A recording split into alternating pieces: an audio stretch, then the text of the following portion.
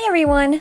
This is Bailey with the Cobbish Memorial Public Library here to bring to you our second teen craft, Rolled Magazine Art. This craft is actually happening in-house today, Wednesday, June 9th at 3 p.m. So there are no kids available. But I thought I'd show you how you can do this one at home if you can't make it in. A lot of the supplies you'll likely have on hand, and it's pretty simple to put together. For this project, you'll need magazines, a couple pieces of construction paper, something long and cylindrical like a straw, cardboard, glue, scissors, and a drawing utensil. To begin, I'm going to make a frame the rolls of magazine can sit in, which gives the final product more structure to be set somewhere as an art piece or decoration. Right now, I'm setting down what will be the back of my project, black construction paper, and building a frame on it. To achieve this, I cut 4 pieces of cardboard 12 inches long and 4 pieces 9 inches long. You can make the width whatever you would like, but mine is roughly 3/4 of an inch thick. Once you have the cardboard cut, glue the strips along the paper's border, trimming off any parts that hang over. Other than placing glue on the base of the cardboard or paper itself, I would also recommend placing some glue on the edges of the cardboard where the pieces connect before sliding the strips against one another. This will help make for a sturdier frame. I'm personally using tacky glue, but you can also use other glue too, like hot glue.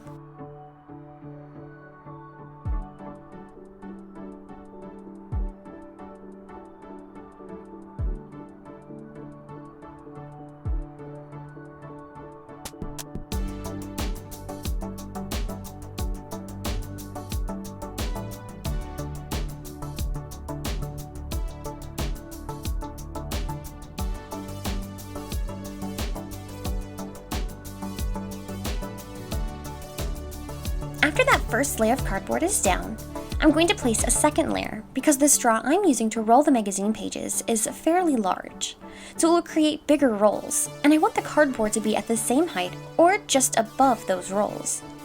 So, depending on what you have to roll the magazines with, you may need varying layers of cardboard to fit your individual situation.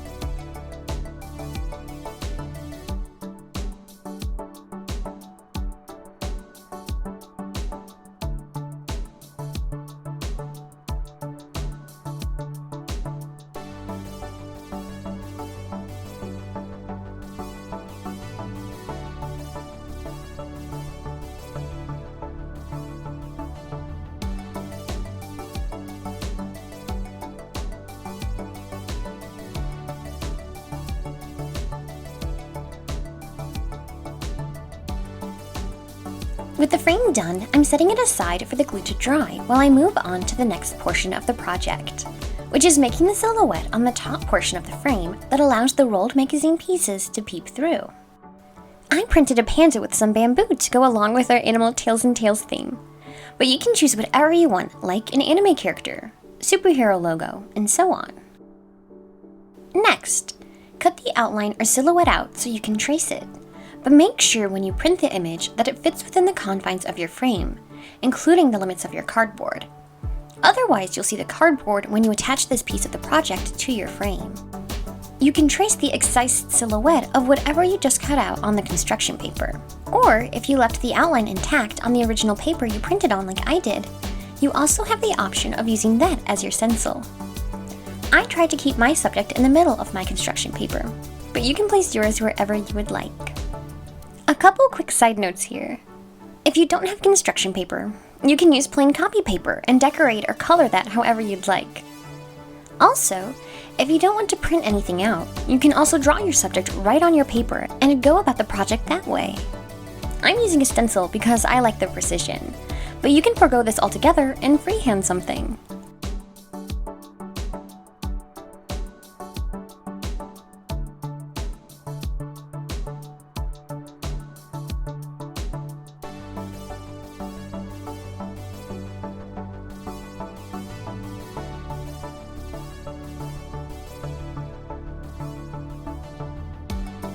Once you're finished tracing, cut the silhouette out again.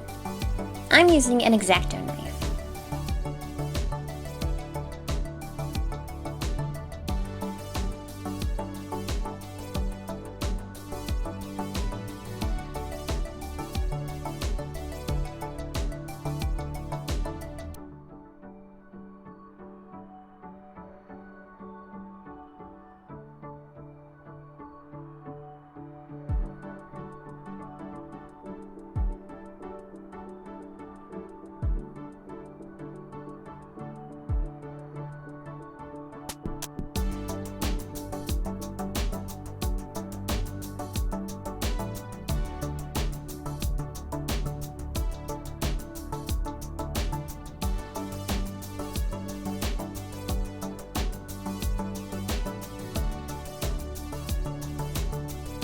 The next step is to work on the actual magazine portion of the project. I'm going to pull the staples out of my Ranger Rick and separate the pages before I cut each one in half horizontally.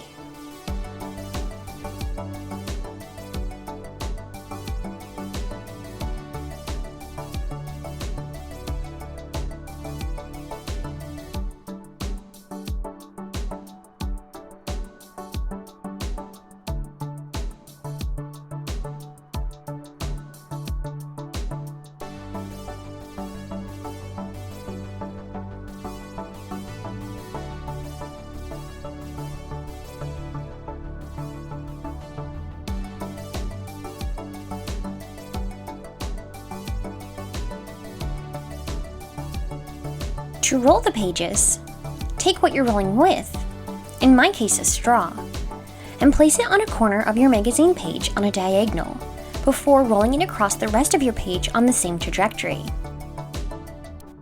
As you go along, place glue along the page and make sure there's enough glue on the tip, because this will keep the entire roll together.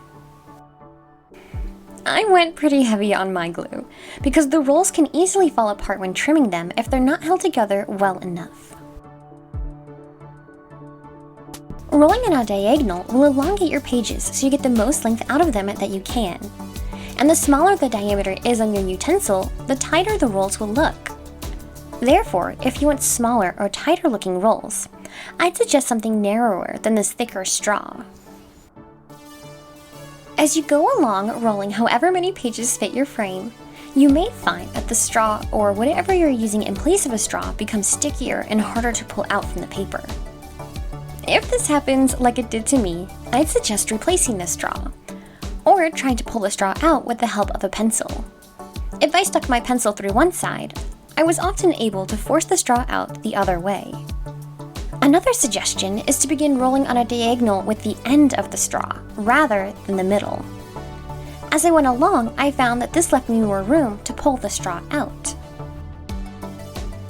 A final note about rolling is, if you have a specific side that you prefer shows up over the other because you like that color, make sure that the color you like is flipped down toward the table, so that the color you don't care about as much is what you initially set your straw down on. Therefore, the side you want shows up as you roll.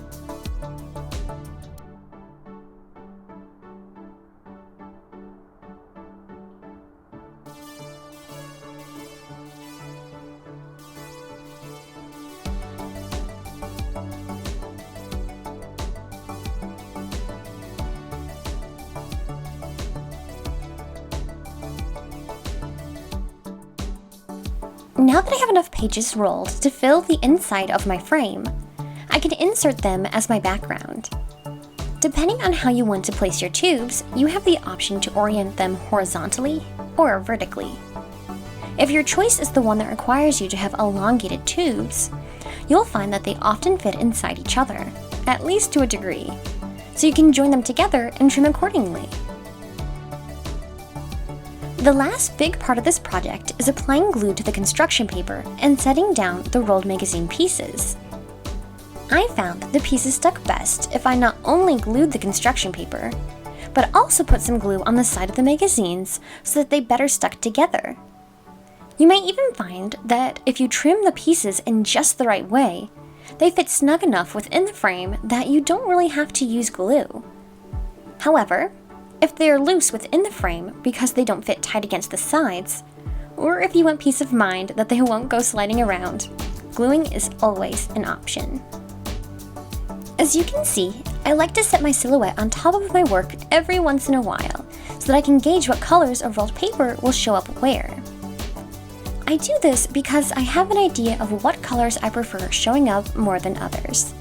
For instance, I'd like green to be the primary color of the panda, so I saved those rolls for the middle of my project, and used the wider pieces on the edges where they don't get seen.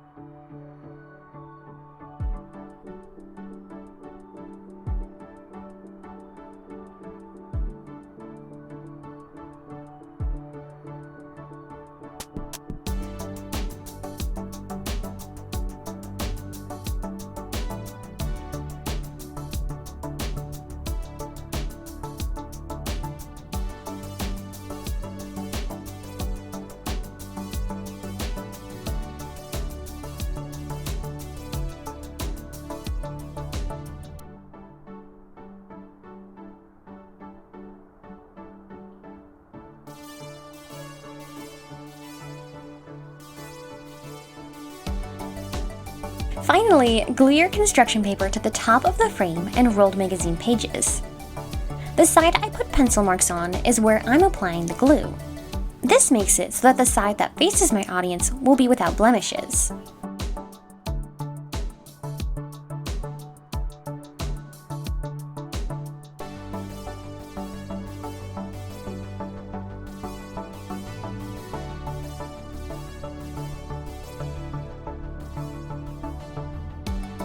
If you end up making your own rolled magazine art, we'd love to see pictures. And if you'd like to sign up for summer reading, I'll leave a link in the description on how to do so digitally. But you can also come to the library in person to sign up. Thanks for watching!